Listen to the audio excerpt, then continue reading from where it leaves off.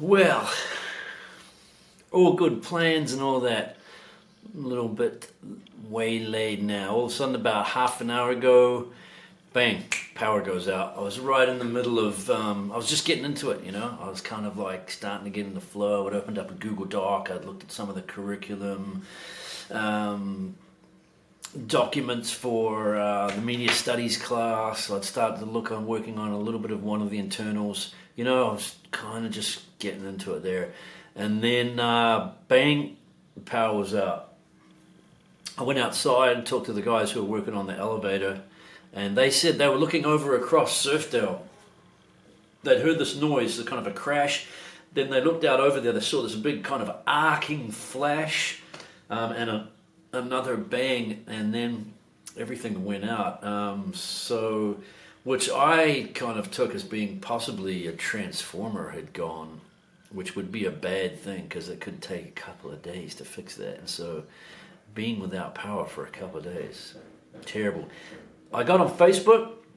There are some reports around actually that it's just a car crashing into a pole, in which case we would hope that it would be back up in a couple of hours. I mean, there has been stories of like one time I think the power in Austin went out for like 5 days, and a lot of my subscribers will know that I live on a little island. They probably live here themselves, but if you don't, I do live on a little island, and we're like semi-rural. And one of the things that means is we don't have any piped-in water.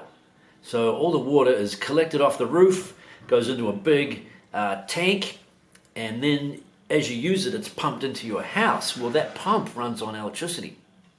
So if you have no power, you kind of essentially have a real difficult time getting water, which is bad. You can't wash anything, no showers, and even worse, the ones and twos can pile up real quickly in the toilet. And basically, there is workarounds for this. You got to go out and, I'll probably go in, drop a bucket down into the tank, pull water out, and then use buckets to flush the toilets. But, you're not going to be doing this for like a couple of days, especially given that it's, it is the lead up to Christmas. All the kids are getting off, going to be off school and at home. There's no electricity.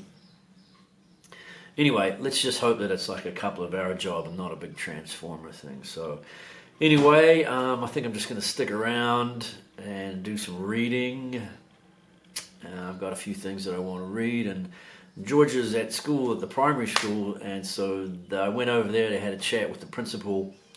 He reckons if it's looking like it's not going to come back on anytime soon, then they are going to just let them out. So all the kids will just be flooding back into their homes, etc. And but oh well, we'll see.